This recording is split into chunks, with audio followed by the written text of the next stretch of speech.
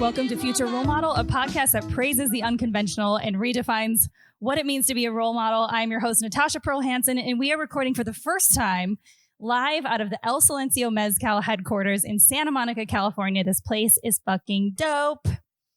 These guys are supporters of my comedy show in Las Vegas, also titled Future Role Models Live, and now a part of my podcast as well. So we're happy to be here. And I have my guest, Tema Sall. Hi. You're amazing. You are. What do you think of the space so far? I'm blown away. It's super sexy, isn't it? That's the best word you could use. There's a lot of describe textures in this place, and it's very leathery and dark and sexy and swanky. And I didn't even try to do this, but I'm wearing white pleather snakeskin pants, which makes me just feel like I'm at home. Yeah. Well, that's because you technically are. If, it's your second home, or it very much will be soon. Yeah, which makes me sound like a total alcoholic. But if you drink mezcal, you're not an alcoholic. You're just a connoisseur. Absolutely. Sipping for that fineness of taste. That's it. Is anybody even on the live? Oh, I got a couple eyeballs. Hi, all right, cool. Hello, everybody. Welcome Happy Friday. Yeah. You live here in Santa Monica, yes? I do. How long? To commute here, 5 minutes. It was just a treat. And I was so happy. I know. I'm so happy you live close by. I am too. How long have you lived in Santa Monica? 7.5 years. Coming up on Holy shit. Lucky number 8. Yeah, man. Okay, so you've been in LA for that long? Or are you from? I'm from LA. You're from LA. I'm an LA native. No wonder you're so cool. Come on, you too. Yeah. It's just, I was born and raised in Los Angeles. I was born at Cedar Sinai. Like, that's really? how OG I am. Oh my God, you were a fancy baby. I mean, Cedar Sinai is like I would hang out there when I had time off. It's so nice in there. You go shopping. You go shopping at Cedar Sinai. It's a really great hospital. So fantastic. It doesn't Kim smell like Kardashian hangs out there, when she has a baby, which is appropriate. When she has a baby. Yeah, I don't even know how many she's had. I try to not pay attention. I think we're at, I know. But they're building another empire of children that are going to pretend to be self-made billionaires, which is really cool. Oh, it's so cool. Fuck you. Cool, dude. Hey, but at the same time, like, kudos to you for building your own empire. Right? Yeah, I think it's about self-made businesses. I'm a really big fan of self-made. That. Super self-made. I mean, that's how my parents were. Yeah? Yeah, absolutely. I mean, like, yeah, they just, I grew up wealthy, but like, because my parents worked really hard at what they do. So it wasn't the same as like just random inherited. wealth. Yeah, no, it wasn't inherited family money. It was homegrown. Like, that's grassroots. To me, like, I'm a big fan of that, I only have a couple close friends that are from Los Angeles proper. Oh, Courtney nice. Sherman's one. Yes, she is. She actually went to college, Pierce College, with my cousin Taryn. No way. Was it Pierce College or Van Nuys High? I forget. There was a connection. But which part of Los Angeles did you grow up in? Toluca Lake. Oh shit, you were right there. TL, baby. Dude, that's where I lived when I first moved to Los Angeles. Seriously. I have such strange memories of Toluca Lake. When I moved to Los Angeles, God bless this whole situation, but there was a friend of mine. I say friend loosely. I knew a bartender in Chicago that I occasionally would get drunk at his bar, but I kind of maintain friends with everybody I meet all the time. Mm-hmm. So this guy I had hung out with a number of times when I came to LA, and he was moving out of his place. So he was like, you can take my place, my room. I just like moved into his place, took his bed over and everything. But I lived with these people that were a little bit messy and whatever. Your first place in LA is always kind of a whole thing. Hit or miss. What's going to happen? But I had no money when I moved here. I didn't have a car yet. Wow. And sometimes I would just walk around Toluca Lake wondering what the fuck I had done. Well, at least it looked pretty. But at least it was pretty while I was doing it. While I was going through the biggest crises of my life, it was in the most beautiful place that I have ever lived. So where in Toluca Lake were you then? Pass and Olive. Come on. Like, I could touch Warner Brothers. It was at the back of my... Yeah. It was very inspiring as a new LA and Los Angelite. An Angelino. Yeah. I definitely say that wrong always. Well, there you go. You're welcome to have it and use it for you. Los Angelite. Yeah. Angelino. Los Angelites. But yeah, so I mean, I lived touching Warner Brothers. It was pretty cool. That is cool. Pretty cool. Yeah. So what was it like growing up here, like in Toluca Lake? Did you realize how close you were to all this action? Sure, absolutely. I mean, I had a pass to Universal Studios growing up. Absolutely. Yeah. It was like, all right, kids, if you finish your homework, we'll drop you off at Universal. You could go hang out for a couple hours. Oh, nice. Yeah. And my mom and dad would have one too. I mean, that was, I was very lucky growing up with the lifestyle that I was brought up with. I was raised Jewish. I went to private school. I had a really great education. It was full of a lot of love. Like it was pretty healthy. That's why I think you're such a positive. Thank you. Light. Yeah. I have a lot of love to give. Like I just am overflowing with it. And that's, to me, what I'm so excited to be able to just give back. I look at, I don't look at the fact that I'm brought up with this really loving background as a bad thing. No. I mean, there have been points where I was like, what is wrong with me?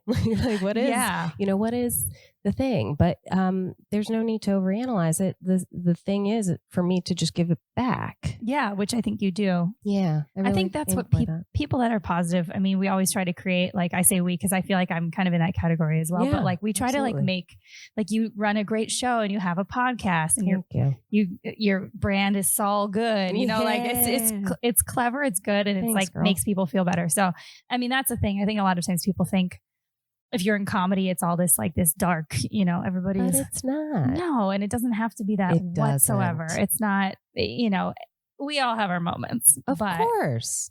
My dark moments are just drinking mezcal in the headquarters. Right, I know. It's not dark. That's the wall painting. The ambiance. It's the ambiance. It's the environment. I look at all these like, I don't know. I wish I could show everybody here how this all looks, but there's like. But it took us way too long to prop up. I know. I'm not going to fucking move it. You'd be surprised how hard it is to use a tripod. It's actually one of the hardest things. Yeah, can't get it up. I feel like eventually the phone is just going to tip over. I think it's up there, man. I think we're pretty solid. We're set straight. Yeah. So growing up in Toluca Lake, was it just you? Do you have siblings? I do. I have a younger brother. His name is Noah. There's a 6.5-year age difference. Wow. Yeah, my mom and she has. So he was a boo-boo? Boo-boo, little baby boo-boo. Yeah. He and I actually, the whole family, we have a really great relationship. And when Noah and I were growing up, obviously there was this like period of time when I was a teenager and when he was still a little bit younger. And I wanted to drink beer and smoke weed and cigarettes. And I was like, I don't want you near me because you're going to snitch on me. Show him, but he was cool. He ended up him and I really got closer. I remember when I went away to college and then came back. When I went away freshman, sophomore year, I remember coming back my sophomore year. It was during a little break in October.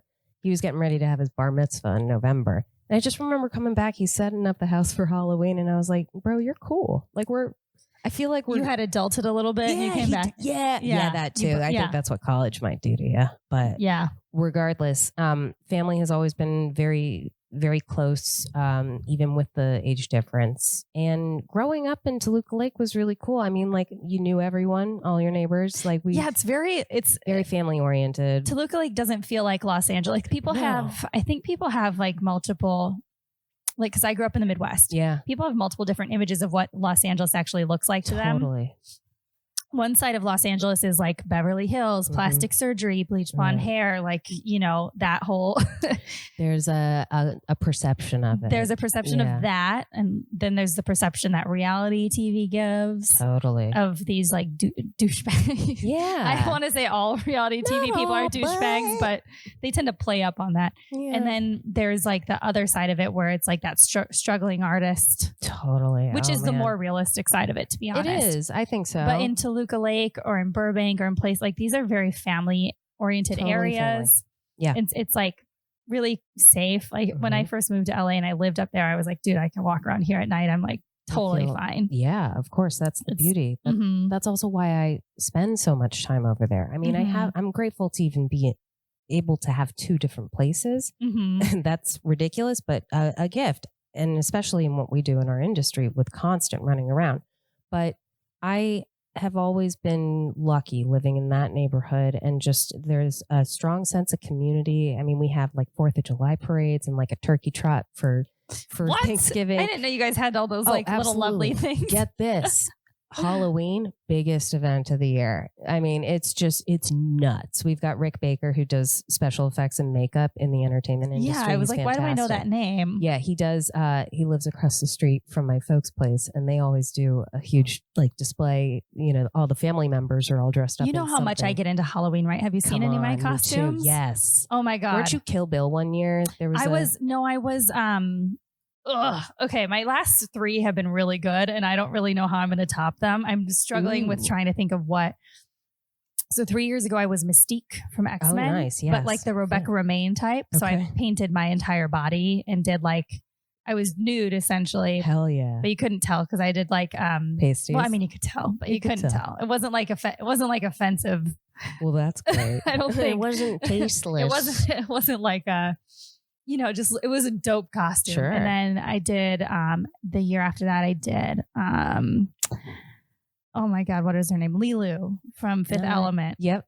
And I hand stitched that costume. Wow. And yeah, I made it all by hand. It took me like 14 hours. Commitment. Made the wig. Commitment. I learned the language. Yeah. And then really put it on. Last year I was this one was my favorite. I've never seen anybody do this before. I was Venus de Milo, the statue with no arms. That famous statue. I remember that. Yes, yeah. I saw that picture and I was like, damn, that is good. It was good. And I blacked out my arms. You couldn't see them. That was hysterical. I remember that. And now I'm like, what do I do? How do I top that? Kill Bill. Kill Bill? Okay. Yeah. You look fantastic in that outfit. I think that's great. Yeah. All right. I got to hand make something else. I mean, if you want to spend another 14 hours on that. That's a day on set. Right? I know. Nobody pays me for this shit either. Oh, self-made. So I got to come hang out with your family this year for Halloween. Yeah. If you want, it's nuts. I perform on my front lawn. No. So here's the thing. When, what was it? 2011 or 10. My brother was in college. You know, The Purge, the movie franchise, right? Yeah. Okay, so the second installment, they filmed the final scene at my parents' house. What? Yeah. So it was 3 days of filming. Oh my God. Which was nuts. Wait, the last scene is when they're all like in that house together, right? Yeah. He enters in through the back door and then he goes up to the bedroom. That's your fucking parents' house? It's my parents' house. That's so cool. I'm so glad that you actually like that doesn't happen in Stoughton, Wisconsin. No. I mean, not until I bring the movie crew there. Yeah, bring that production over to Wisconsin. Yeah. That's so cool. Yeah. So when they did that, I had this idea and I took it and I ran with it. And I was like, all right, well, our house is the Purge now. So I found this this mask, and it's like it's a translucent mask, and it's got the blue eyeshadow and like the red lips. Yeah, the creepy. It's a creepy looking mask, and I've got this green dress with little flower prints. It's very Norma Batesy. Mm-hmm. And I go on my front lawn, and for the past 3 years, this will be my 4th year doing it. I perform on my front lawn like it's all like no talking. It's just me like acting kind of crazy. And I go through this whole character like breakdown. It's insane. That's fucking awesome. It is. And like there's seas of people who just come by and they're constantly snapping or taking stories. It's a scene. When do you do this? On Halloween night. On Halloween night? On Halloween night. Fuck. On Halloween night, I'm touring in Spain and Italy. Oh, wow. Well, boo. What a problem to have. That's incredible. Dude, I leave on the 30th. I was like, That's why? nuts. I have to miss Halloween night. Well, you'll fit in a party or two. I'll do the weekend before. Exactly. Mm-hmm. Exactly. That's what people do. Yeah, we That's take really Halloween cool. seriously, man. As you should. Yeah. That, and I trick-or-treated in my neighborhood until I was in my teens. Very much so. Oh, I trick-or-treated until I was in my teens. Actually, my last... I don't know if anyone is watching this that's from back home in Wisconsin, but me and my friend Callie Schneller in high school. Shout out to Kelly. Callie. I got that poor girl. I did a lot. I got her in so much trouble. Yikes. There was one Halloween I made her trick or treat with me and we were 17. Mm-hmm. It was probably in pants, very similar. We dressed as hookers. What a costume to have. We had 17. money hanging out of our bras, and we were the only like adults around all these kids. Well, clearly, very. And we were hookers. That was a mature decision. You know what? I don't want to dress slutty. Let's just be. Yeah, that's what we are going for. Let's just do it. Oh, young Natasha was just a treat. I love just it. Just a treat. She's what rubbing the off. fuck? Oh, that's so funny. So, did you like when you were growing up? Did you get exposed to anything interesting in the Hollywood? Because that's where I grew up. That's something that we don't. Like, I was exposed to beer and shitty weed. Like, that's all I was exposed to growing up because it was Wisconsin. You know, at what age were you exposed to shitty weed? I mean, 7, 15. Yeah, not 7. Thank God. 15. I mean, there wasn't really other drugs floating around. There wasn't any like meth or heroin, nothing like that. Nothing hard. I didn't get into the hard stuff till like way later, like last year. Yeah. JK. But yeah, we had like parties in people's yard. The most kind of trouble we got into involved us drinking underage. Sure. Which is pretty harmless in the scheme of things, but also can be pretty harmful. So what kind of stuff were you exposed to? So coming up in Hollywood? Yeah, I started acting at 7. My parents were very adamant about me not going into the entertainment business as a young kid actor. They didn't want to be stage parents. They made that very clear early on because they knew that I was passionate about acting. And I was like, hey, I want to take classes. I want to go to theater camp. And then they were like, that's great. We'll happily support you through that, but we will not be taking you around in auditions because we have our own businesses and our own jobs that we have to go fulfill. My parents were full-time working parents. Yeah. And we had a live-in housekeeper as well.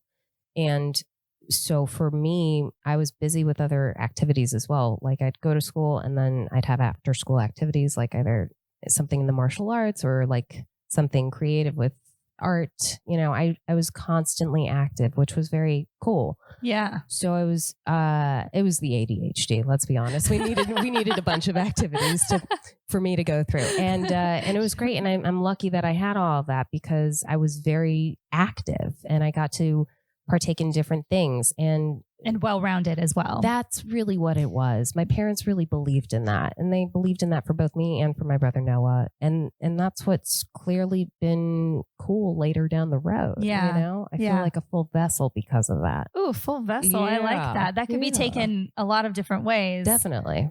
But in this context, that's a good thing. I don't take advantage of it. I don't take it for granted. I definitely, I'm grateful. Like I'm one of those people who just wakes up every day and I'm like, you know what? It's another day. Here I am. I'm lucky to be alive. Yeah. Filled with a lot of love, ready to give it back. You know, it's a little cheesy, but it's because I feel so grounded in myself as a human being. Yeah, which is amazing. Yeah. And it's taken time to get there, of course, but it's like what goes around comes around. And I feel like my parents did an excellent job at raising us. What are your parents' names? Dorothy and Bob Saul. Dorothy? Yeah. Oh, I love that. Dorothy and Bob. Yeah. Well, congratulations, guys. Thank you raised you. a good one. Oh, come on. Yeah. So, I mean, did you really get exposed to anything gnarly or did you get into any type of trouble? Sure. Have any rebellious moments? Yeah, absolutely. I am the rebellious one in the family. Right? I could see you being the little black sheep. Like I was. Like a smiley black sheep, but still a black sheep. Yeah, I had my curious ways. Yeah. Yeah, I mean, I was often the third wheel in any sort of situation or the fifth wheel. I was often the odd one out. I also went through the ugly duckling phase. I was chunkers at times. And it was like, you know, the period of like 8 to like 12 or 13, you know, just not super attractive. Hair, the Jufro was out of control. Ooh. My housekeeper was matching me with unmatching outfits. It just, you know. Which is cool now. Yeah, I mean, totally. that would have been express yourself. But she was expressing me and it wasn't, you know. It wasn't ideal. Not particularly. But yeah, I remember I had my rebellious times. I remember I got caught cheating on a test once. Ooh. 4th grade. Yeah. Fourth grade. That's a young cheater. I know, right? What a young cheater. Yeah, she started young. In what way? What kind of, like, how hard was this test in 4th grade that you had to cheat on? I'll tell you what it was. Yeah, I'm excited. It was me not using my head. It was one of those things where it was 4th grade spelling test. I had just gotten a brand new spell checker. And I was like, I'm going to just use it for this test. I mean, why not? A spell checker. A spell checker. It was an actual like device. It was like a calculator, but for checking words. I never knew that they even had that. Sure did. Also, What? ever heard of a TI-82 calculator? Yeah, that was the graph one, right? Yeah. Fuck that. Yeah, no, I had that. I hated that so much. Yeah. No, Texas Instruments or whatever. Yeah. Yeah. I never knew they had a spell checker one though. Yeah. That's hilarious. Oh, yeah. I got it at Staples or Home Depot. Yeah, at any of your fine office supply institutions. Shit. Oh, that's funny. And so I got caught. I remember, I was so embarrassed. I remember the teacher, like, she snapped it out of my hand. And I just remember, like, looking up and seeing, like, Jackie looking at me and being like, ugh. And I was like, all right, yeah, I fucked up real bad. Guys, I'm sorry. I'm not perfect. I'm only in 4th grade. I'm young. I mean, what do you even say to other people when you do something like that in 4th grade? Like, well, I am only 9. Yeah. Well, I mean, how old are you then? Like 9 or 10? Yeah, I was like, I think I was, 9 or 10. Yeah, I think I was 9 or 10. I'd have to do some math. I think I was 9. Solid 8 or 9. Mm-hmm. Yeah. Mm-hmm. But not one of my proudest moments. I've also stolen before. I remember stealing. Yeah, I stole money. I stole like $100 from my mom's office, like from my mom's. That's actually the right thing to steal. If you're going to steal something you can actually buy shit with. Right. That's what I'm saying. Yeah. Don't steal a stapler. I never stole, but I used to switch tags. Oh my God. I used to switch tags on shit I couldn't afford. That's funny. At the mall, like I would slip like the little, it was terrible. Gnarly. The skinny side of the tag. Yeah. I would fold it in half and pull it through the hole. Smart. And then just put a new tag on it that was cheaper. Oh my God. Brilliant. So I would pay for something. It just wouldn't pay full price. Oh, that's that discount. Dude, how like terrible is that? But I got my prom dress. I had a budget for a prom dress that was like $75. Okay. The only places in Wisconsin you could buy prom dresses were like Deb and JCPenney or Boston Store. Sure. Deb was like the $10 prom dresses. Mm-hmm. They looked like they were $10. And then JCPenney's got like the $300 ones. So, I switched to tag. I got my prom dress for $75. Yeah, you did. That's baller. I mean, don't do that, obviously. Yeah, but, nobody watches this. That's children. And if they do, shame on their parents. You guys should be watching your kids. Or kudos to their parents. Yeah. Or hey, I just saved you a lot of money as a parent. So exactly. We're giving away methods to our madness. Dude, that was a shining moment in my life. Hell yeah.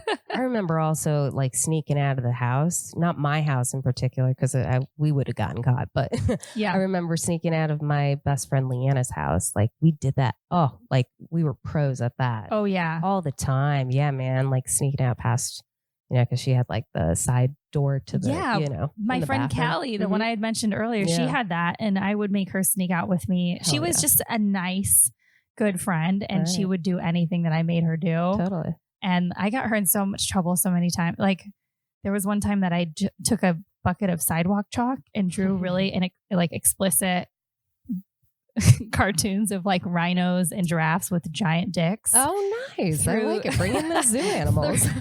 There was a bike trail that was hilarious, cemented between her house and the high school. And I just drew all these like really adorable creatures with big old dicks. Big old dicks. And Mama like a big old dick. Got yelled at and I had to go scrub this. Man. Nothing's worse than having to scrub your own like dick drawing off of a bike path. Oh, could be worse. It could be worse. Wisconsin. How old were you? I was like 16. Good.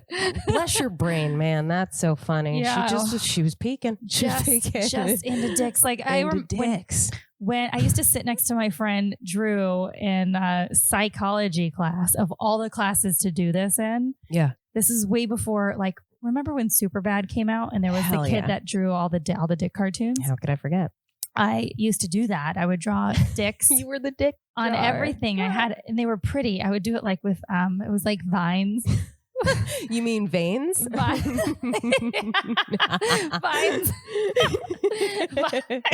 Vines that would just turn into big old dick flowers. Oh, and it was man. like, and I used to just hand them over to my friend Drew.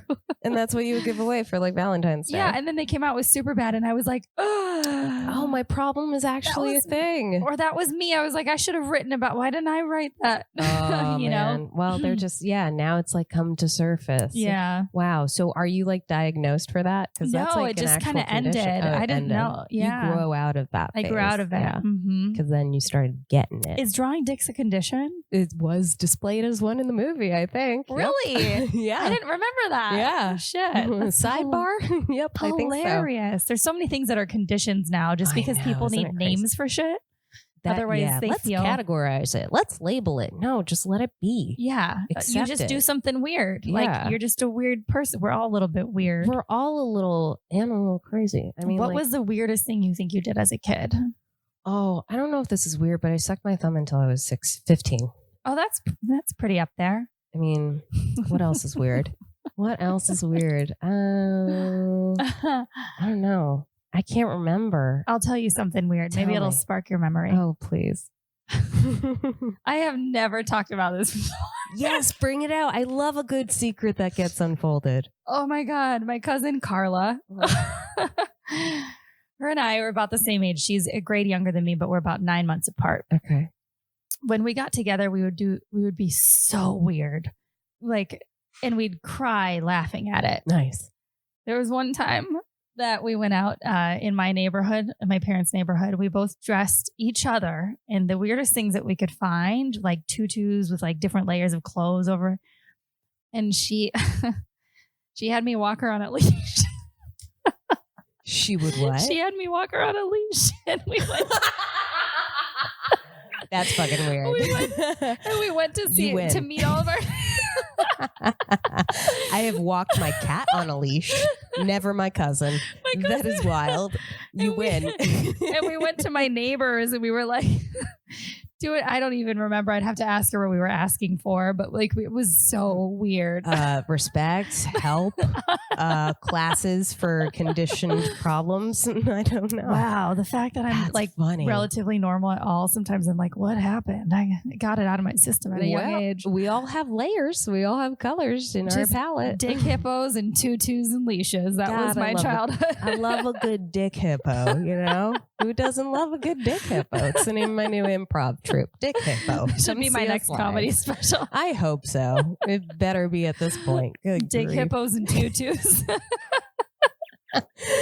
Oh shit. Man. So when you started coming out of that phase of being, like you said, kind of chubby and strange and dressing weird, like what was your next phase, or when did you start becoming creative, Tema? I'd always been creative. I actually, it was 12, 13, I started finding my comedic timing. And I got into a summer theater program called Teenage Drama Workshop at CSUN, Cal State Northridge. Oh, cool. And I did that for 4 summers, and I learned a lot, like as an actor and as a performer and as a dancer and vocal artist. Because we literally trained for all of that. Mm-hmm. And I also trained in improv and musical theater. And there was like a big, there were always these main stage shows that we were cast in. So we would have our activities in the morning, and then we would go and rehearse in the afternoon for the plays that we were cast in. Oh, cool. So TADWA was like a big part of what helped shape my teenage years, I would say, with theater and acting. And so my 4th year, I got cast as Gollum in The Hobbit.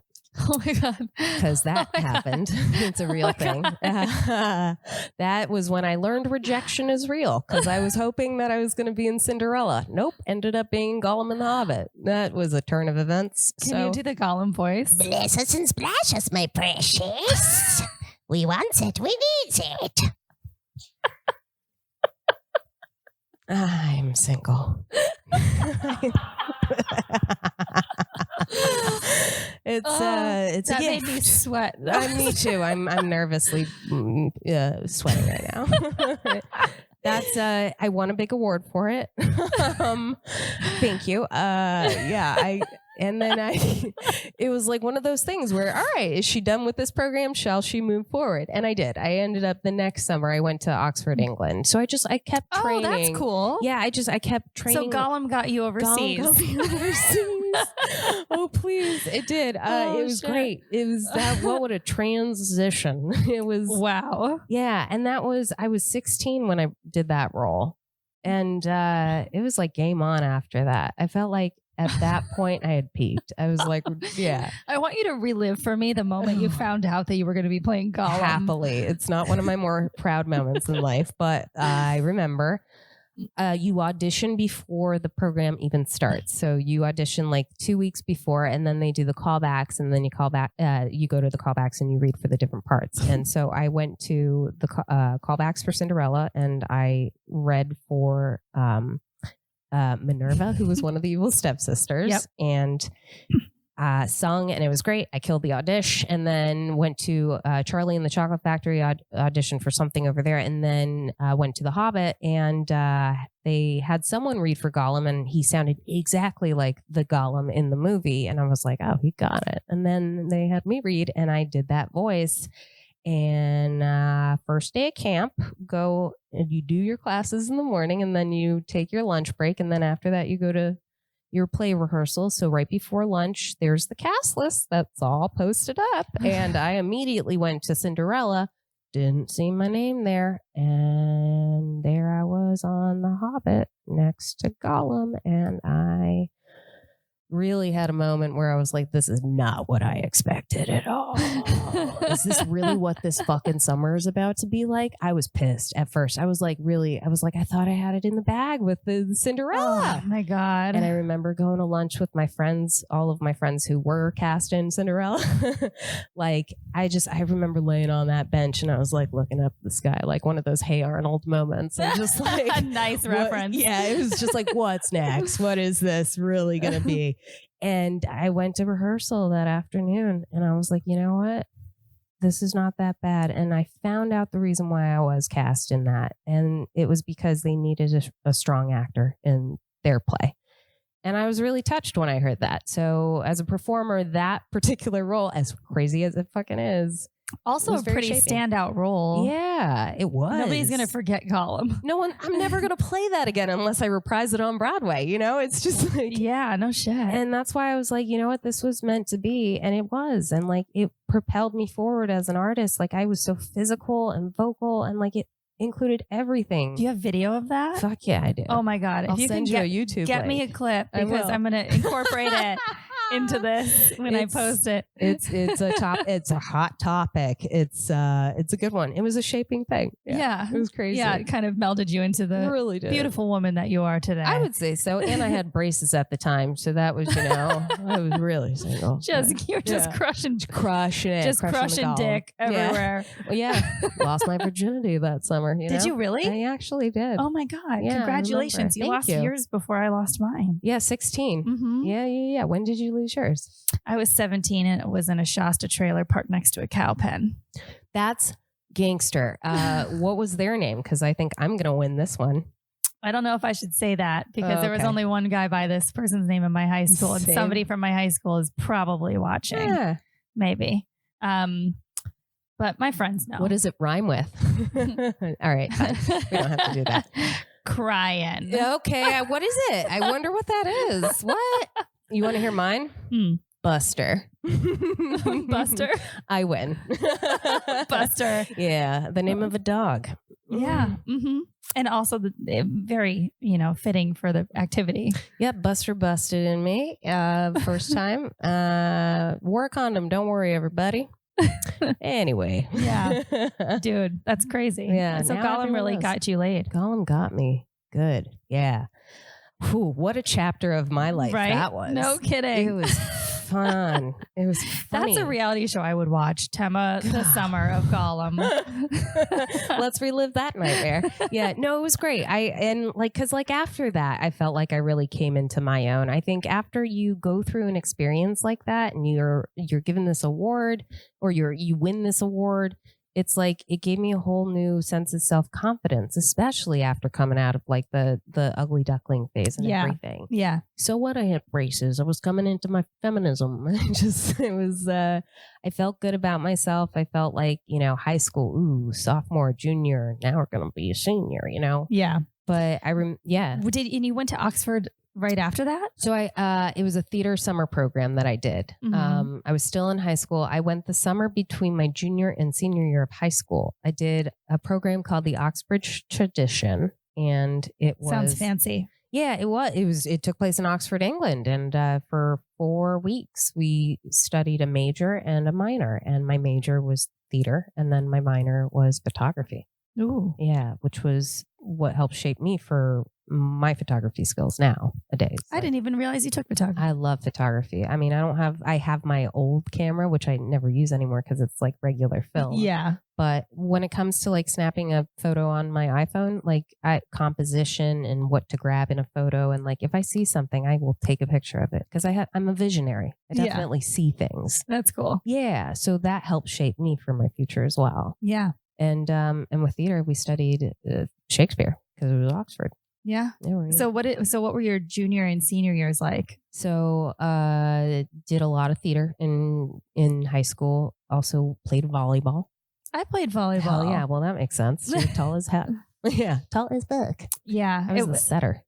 I kind of did. I played back. Yeah, that makes sense. Mm-hmm. You can digger. Uh-huh. Yeah, that's what it was. But I was in the setter position quite a bit with that spot. Mm-hmm. Nice. Because you would pop up when you were in the W. You'd pop up. Yeah. What about spiking though? I feel like that would be. Yeah. I was. I was okay. That's what's funny about volleyball. Like I was fine. Yeah. But there was a lot of really good volleyball players in my school. That makes sense. So comparatively, like that's why I think after my sophomore year of playing, I think I played through my junior year, and then I was like, I think I'm just going to drink now because makes sense. It's Wisconsin. If they caught you with a picture of beer in your hand, you were booted from the team. Yeah, that makes sense. So, and I was like, the chances of that happening are pretty high. Mm-hmm. So, and I was the person who was I would take all the pictures. Like I always had a disposable camera on me. Too. Yeah. Multiple of them usually. Same. And we would just take pictures of everything. So I was going to incriminate myself. Sure. Like if anybody were to, the people at Walmart knew all my pictures were going to be nasty every time I turned in I had something bad in there. To get developed. Exactly. Oh, those were the days getting your actual film developed. Yeah, it's like that's why I feel like so naturally with social media now, like I like to document what I'm up to in a natural way because I used to do that just by taking like pictures of shit. And then I had my thought books and I would write down everything. So between photos and journaling, I would actually like do exactly what I do now. It's reflective. Yeah. It's like it's painting the picture as well. Yeah, it was cool to look back on these days. Hell yeah. So coming out of that program, when you came back to Los Angeles, did you just go headstrong into working in TV and film and all that? So after Oxford, I went for my senior year of high school. I produced my honors project, which I produced and starred in the Odd Couple, the female version. Did that on stage and then ended up going to Indiana University, and I studied theater and drama there. And I minored in Spanish. Oh, cool. So I double majored in theater and drama and communications, minored in Spanish. Did that throughout my college years. And then my second semester, I found stand-up and then started doing stand-up. March 2009, and then May 2009 graduated, moved back to LA in June. And then, shit. Okay, so you've been doing stand up for 10 years. Not the whole not time. Consistently. Not consistently, but yes, that I started March 2009, moved back June 2009, got into the circuit out here, and signed up for Central Casting in October 2009. So you started doing background. I did. God, you got to have some good stories from doing background work. Oh my God, let's get into that. See, when you first moved to LA, everybody thinks everything is really glamorous here. It's not. A lot of people I know, very, very big people. Sam Richardson, a good friend of mine, he's on Veep. Tiffany Haddish, like all these people did background back in the day. That's what you did. And people would you just do whatever you can to make money or to be on set or to maybe meet people or to get your SAG vouchers or whatever it is. So yeah, let's talk about that. Sure. We haven't really gotten into that with anybody else. Oh, happy to do it. So this month actually marks my 10th year. So it's a good year. It's cool. A lot of good things have been happening. I mean, I'm still doing background. I'm doing background on Monday. I've been a background regular bar patron on Sunnyside for NBC. Oh, no way. I'm in Viola's. I'm at that bar. Like, it's just, but it's because of the fact that it's like through networking and connections and through the ADs that I've worked with throughout my 10 years. So when I started doing background, I was just, calling in, submitting, and I started working on different shows. And then I started set PAing. And my first ever set PA gig was on Ellen DeGeneres' 12 Days of Giveaways. Oh, shit. Did you get any of the shit that she gave away? Did, absolutely. Nice. Got an iHome, got an iPod.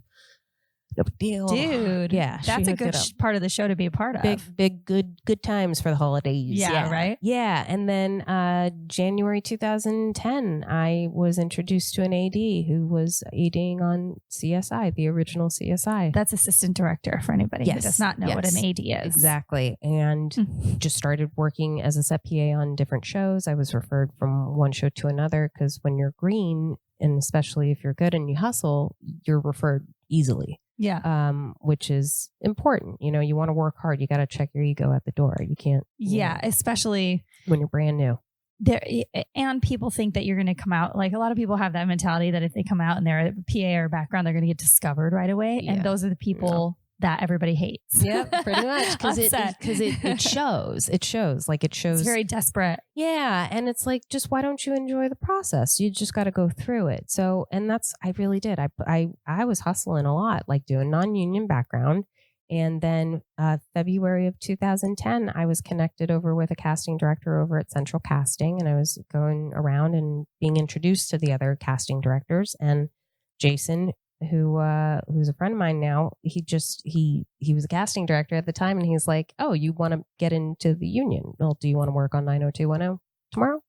I was like, yeah, absolutely. And cool. Back then, if you were wanting to join AFTRA, if you get a voucher on you get an AFTRA voucher, you have 30 days to work as many AFTRA gigs as possible before you become what they call a must join. Mm-hmm. And then with SAG, you had to have 3 SAG vouchers in order to join. Yeah. So I got into AFTRA in February of 2010, and then I still did background and still did set PA work. But then I ended up landing my first full-time job, big girl pants. Ooh, in May of 2011, starting to work for entertainment marketing. I totally switched gears. I was like, oh, let's see what this life is like. Huh? Like, in what regard? It was promos and sales presentations and like just copy, like just a lot of promotion. It was marketing, advertising for shows. So it was a total switch of gears. But I was like, you know what? I think I need this right now in my life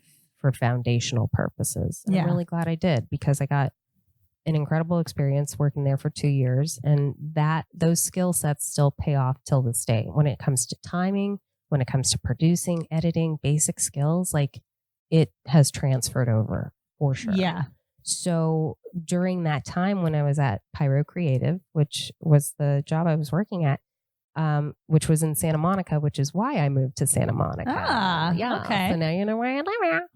So I moved over there, and then when I was working at Pyro, the merge happened between SAG and AFTRA. Okay. So I got lucky. I was grandfathered into SAG that way. Wow. So after I left Pyro Creative in 2013, I was like eager to get back into, I needed comedy, I needed writing, I needed something that was back in production. And I landed a gig as the writer PA on The Crazy Ones with Robin Williams and Sarah Michelle Gellar right before. Yeah. Yeah. Did you work closely with Robin? I had a few times with him. There were a couple times like when he would come to the writer's room, and then also I'd see him on set just because I'd run something down to set. He was the most approachable guy. Like, if he didn't know you, he'd walk up to you and he'd say, "Hey boss, I'm Robin. What's your name?" I heard such good things about him. I never met him. No one else in my personal experience of the scratch of the surface of 10 years that I've ever met that's more personable than him. Oh, yeah. It's crazy. Yeah, rest in peace. I know. No shit. It's so sad. So you were spending a lot of time in Santa Monica, and now you've lived out here for what, 10 years, you said? 7.5. Yeah, 7.5. Yeah, coming up on 8. Crazy. It is crazy. So what has been your best experience coming out of the background world and kind of, because now you do stand-in a lot, right? I'm a stand-in, yeah. Stand-in's a good spot to be in. Yes. Especially because with what we do and with comedy and with the hours, and it's just part of the reason why I got into this. I actually fell into stand-in work. It was one of those things. I was set PAing a lot. And then come March 2016, my buddy Roger called me up, who's now a third area DGA.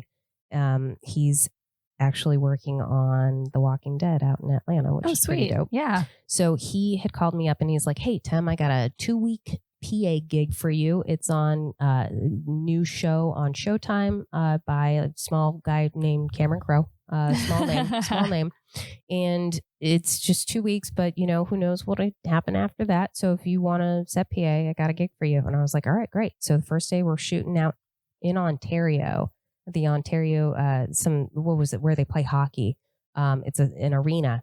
And I just remember 6 a.m. call time, being up at 3:30, whatever, just driving out there with Roger. And then our first or second shot that we're setting up for the day is this scene with Morning Circle. Morning Circle was a thing that we always did in that show with the characters on roadies. Mm-hmm. And so there were not enough stand-ins at that moment. So my second AD was like, "Tema, come over here, stand in for Donna." Like she was using me, who was one of the additional PAs, to stand in for setting up that shot. And I just remember standing there and I was like looking around this arena and I was like, this is the job I'd rather have. I'm SAG-AFTRA. I don't want to set PA. I want to stand in. I'd rather do that. And then they call for first team. And then Keisha Castle Hughes, who was playing Donna, comes over. We have this moment where we look at each other and we're like, we look a lot alike. And it just was like, crazy. Whoa. It was like one of those moments where it was like, oh, this worked out perfectly. And then she hadn't funny. It was. And then she hadn't had an established stand-in yet for her. Mm-hmm. So I said to my second AD, I was like, hey, listen, I'm SAG-AFTRA if you need a stand-in, because I know I'm not going to be around PAing for much longer. If you need a stand-in. And then, so that was Tuesday. By Friday, I was standing in for her. And standing in is like, you're making SAG great. Yep. It's pretty fucking great work. It's, yeah. My friend, Brian Swinehart, do you know who he is? Love Brian. I worked with him on roadies. I haven't seen him in years, but yeah, he was a stand-in. When I first moved to LA, he was a stand-in for Matthew McConaughey. Yep, that's it. Yep. And he started writing bits about it too. Yeah, because he had a gait like Matthew McConaughey. He walked like Matthew McConaughey. And so when I first came out to LA, I stayed with Brian one time. Aww. And Brian's how I got into stand-up, actually. I love Brian. It's a funny story, but I've told it on the podcast in the past. But basically, he was performing in Chicago. I had never met him before. Mm-hmm. And I was doing sketch and improv. And he came into my bar that I was bartending at. Nice. Kind of, they didn't really hit on me, but he left me his number and then he walked out on his tab.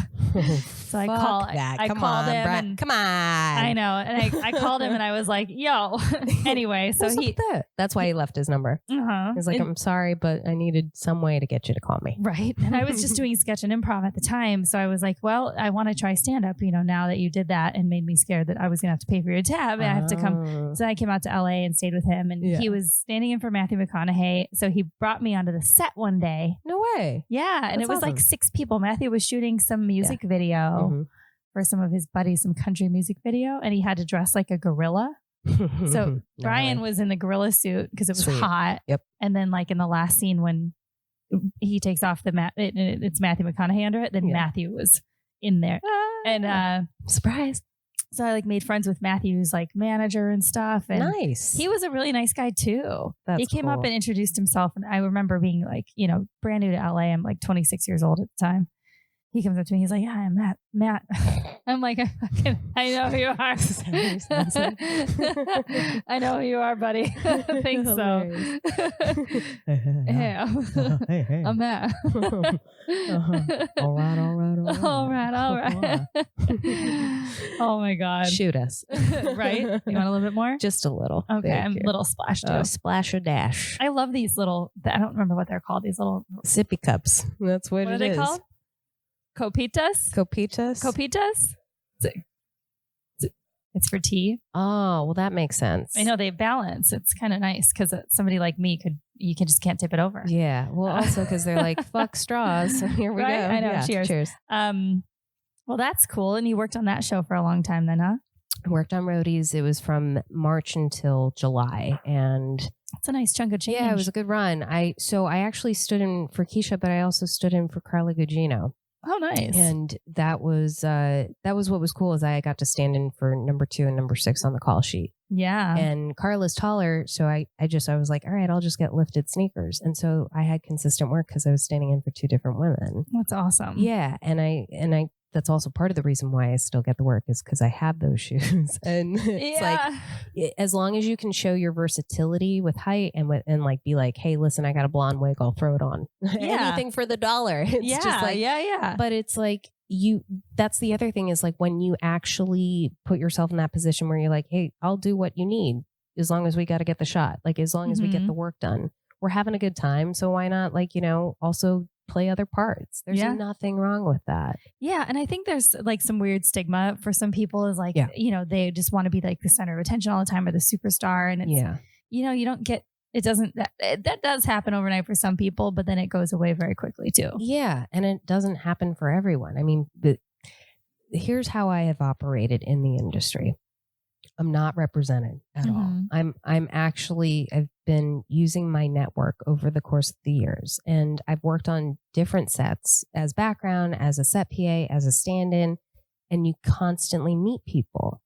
And then you also constantly network and you see people over and over again on other projects. It's like, oh, I haven't seen you since Roadies. I haven't seen you since this and that, and when you see people, it's like, oh, well, we're all in this for the long haul. So it's okay if we're playing different jobs. Roles. Yeah. There's nothing wrong with that. We all have bills to pay. I mean, what I found for me and why I got to the place where I'm at now is that I wanted health insurance. And so I was like, well, standing in is going to get me that. Booking a commercial, I haven't done that yet, but it will happen. Like that helps get you to health insurance, to benefits. Like you're and it's in the world that you want to work in. That's why which is cool. I do it. Yeah. That's why I was like, when I graduated, it was more important to me to start doing non-union background work versus going and starting to learn how to bartend or starting to be a waiter or waitress. Like the service industry to me was not where I thought I was going to thrive because I move slow. Yeah. I know my strengths. But I know my weaknesses. Standing still is perfect. Great. As long as I can stand there and be in my thoughts. Funny. Which is not always good. But and also I've learned so much about lighting and with camera angles and lens and direction. It's just, I learned a lot with set PAing because it gave me the understanding of knowing other departments of operating this machine of production. But now it's like I'm on the inside and I actually am in front of camera. And I currently just landed a new stand-in job and I'm working on it until December. But when we work on set as a stand-in, sometimes they'll have a second team, not sometimes, always. You'll always have a second team rehearsal, which is where the director and the DP and everyone rehearses with the second team. You go through the beats. Sometimes you just go through the beats, like with the camera beats, or you actually go through the whole scene and you actually read the lines. On the show I'm currently standing in on, we read the lines. That's like, you should be showcasing your talent at that point. Like it's a job. I mean, I take my job seriously. I have a strong work ethic. Those are opportunities, I was grateful and lucky enough to work as a full-time stand-in on Life in Pieces. And I was standing in for Zoe Lister Jones, and every single year they upgraded me. That's cool. Yeah. And that I'm the only person on that show who that's ever happened to. 3 different roles. See, and that's amazing. And then people know that you're talented. They come see you at your stand-up show sometime. And like things just, I think if you're good, if you're talented, it's so many pieces. If you're talented, you're grateful, you're good to other people, you create other opportunities for people. There's endless amount of things that can happen for you. And I think that's somebody interviewed me earlier today and they were asking like, what makes me happy in this industry? And I was like, I don't know, just seeing everybody thrive. I don't know. It's like, it's true though. It's never been just about me. And And it shouldn't. It should be about, you obviously more love like a collective thing. that. The teamwork makes the dream work. Just let's cliche it up. But even when I started, that's one of the best things that I still say ever happened to me when I started working at Second City. Or I shouldn't say working. I was not working yet, but I was 20 years old when I started performing at Second City in Chicago. Yeah. And my director, Norm Hawley, at the time was like, "You're talented. You're funny. You're gonna go far. Yeah. It's gonna take you 15 years." Okay. And I was like, cool. And I put that in my back pocket. So every time I'd get like these little things that were like almost feeling like they were going to be a big break, like my first big TV spot or my first stand-up debut, or like, different things that I've done over the years, or my first award at a film festival. I'd be like, all right, cool. Just sizzle, let that sit, let that marinate a little bit, but it's going to still be X amount more years. And this 2020 is going to be year 15 for me and working in comedy. Wow. That's exciting. So now I'm like, serious? all right, cool. That's now so I'm ready to like, well, you've been now popping. But you've been like, it doesn't feel like you're on the brink of something. It does. Yeah. Yeah, it really does. Jay Leno told me 7. 7? 7. But everyone's different. 7 in stand-up. I mean, I'm at year 9 in stand-up. Next year will be year 10, but 15 as an overall like performer, comedian. But yeah, I mean, 7 is probably, I would say, a good amount of time. Like nobody really pops under 7. It's rare. Hannah Einbinder for sure. Hannah Einbinder is a perfect example of popping up under 7. I don't know who that is. She was a New Face JFL last year.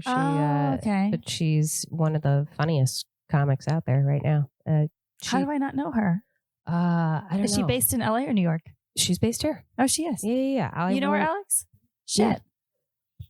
She's very young. Then maybe that's just why I'm hanging out with the old people. Start hanging out with the new ones. She's 22? No, she's like 24. Fuck, man.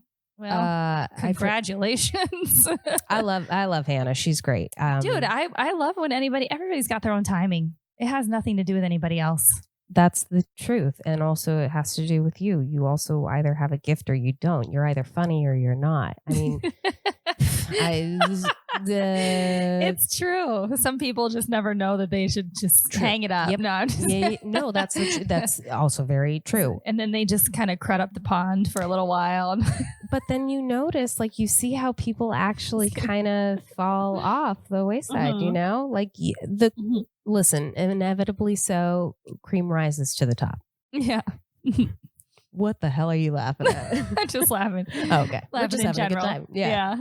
Yeah. It's just, I think that you see the process, and also with people, what they go through in their own personal lives with having also with doing stand up as well. It's just like, there's such a balance to it. Yeah. And keeping up with it is so key, and taking breaks also is helpful. Yeah, this week I had been to so crazy between Vegas and San Francisco, and I'm about to get on my 45th flight of the year, I think. Oh my God, are you kidding me? I know. That's nuts. Sunday night. I think I've flown twice this year. So you're like none. Right. So I was this week I had some shows and I just cleared them because I was like, I need a week where I can just write and like work on shit. I haven't gotten up once this week. Dude. Yeah. I mean, it's okay. I mean, yes, it is. The way that we've been trained as comedians is to think that we have to be on stage every night multiple times or we're not relevant. But you hit a certain point where like there is a diminishing return where you need to actually go out and live life or do something weird with friends. Absolutely. Or just have time to actually write before you get on stage. And self-care and self-love. Yeah. What does that mean to you kind of thing? Yeah. Balance that out a little bit. It is balance. So I gave myself 6 nights off. Good this for week. Freaking you. And I bet felt great. I bet it does. I can actually hang out with friends. Yeah. What a treat. A social life. I can go out on a Friday. I can go to sleep at 9 on a Thursday. Last night I went to sleep at like 9:30 and I was so like, proud of you. Fucking great. I was like hoping you'd actually get a good night's rest last night. I was like, this week, just give her one solid night, man. That's it. I had Yom Kippur this week, so I was fasting, and that was the other thing. I was like, on Tuesday night, I was like, should I go to an open mic or services? Fasting. So tell me more about because like Leah Lamar is a Jew, and love Leah. I know she's the sweetest. She's my puppy. Yeah, she's great. And so but I have a lot of Jewish friends, but I don't really ask like Yom Kippur. Do you fast a thing or food? I fast food. You just make a choice of what it is? For me personally, the reason why I just don't eat food at all. What? Yeah, that's for like 20 hard. No shit. It's not supposed to be easy. It's the day of repentance. You're atoning for your sins. So, or the day of atonement, you're repenting for your sins. Yeah. Interchangeable. Yeah. Right. Wasn't eating. Couldn't tell the difference. So when you're fasting. Is it just 24 hours? Yeah. Oh, okay. Sundown to sundown. That's not that bad. It's not that bad, but it doesn't feel good. I mean, it makes you, it's very, you're reflective. You have headaches, you have hunger pangs. It's just like, I personally drink water and tea though, because I take medication, and also I just am like, everyone has their level of observance. Yeah. I'm Jewish. I am reformed, and there's certain customs that I will partake in, and certain things that I will continue to celebrate culturally. Religiously, that's not, it's a little more questionable for me as I've gotten older. And even though I was raised Jewish and I had my bat mitzvah, I have my personal connection spiritually. And that's where I would probably leave that. That's cool. Yeah. Okay, that makes sense. But I do partake in certain traditions, culturally speaking, with Judaism. And I'm proud. I love being Jewish. I mean, it's part of my roots, and that's never going to change. Yeah. Well, and I feel like a lot of my friends that are Jewish are just Jewish, but they don't necessarily practice. So that's why I don't think I know a ton about. Yeah. Happy to educate you. Yeah. I mean, well, that'll be probably a whole nother drinking podcast, session. Yeah. And drinking and smoking. Now tell me about your podcast. How did you end up coming up with yours? So Saul Good is my podcast, and the name has been going around in the family for the last 10 years or so. Yeah, I mean, it makes sense. Yeah, we say Saul Good on family trips. It's just what we do and we say in life. And I was trying to come up with the concept, and I was like, you know what? I love people so much, and I have such a cool network of people. And I remember listening to Joey Diaz's podcast, The Church of What's Happening. Oh, yeah. And he had on Earl Skakel, and I remember him making this comment saying, if you're doing a podcast, you have to have a takeaway. There has to be a takeaway. Yeah. And I just remember hearing that. And for me, it was like, what can I give back in a podcast? What can I, help shed some light on or philosophize, whatever it is. Like, I love connecting. I love embracing that. And I like digging deeper into that. So for me, I came up with this idea like, my friends, my family, and also people in my network from the industry, my coworkers, that's where we get into the exciting people. Like, not to say that my friends and family aren't exciting, but these are people, like, I want to have people on that play different roles in the entertainment industry, whether it be a set PA, whether it be a director, or get the full picture. Yes, absolutely. That's because to me, what's important is to spread awareness about what we take away from this industry of entertainment, because a lot of people perceive it to be something that it's not.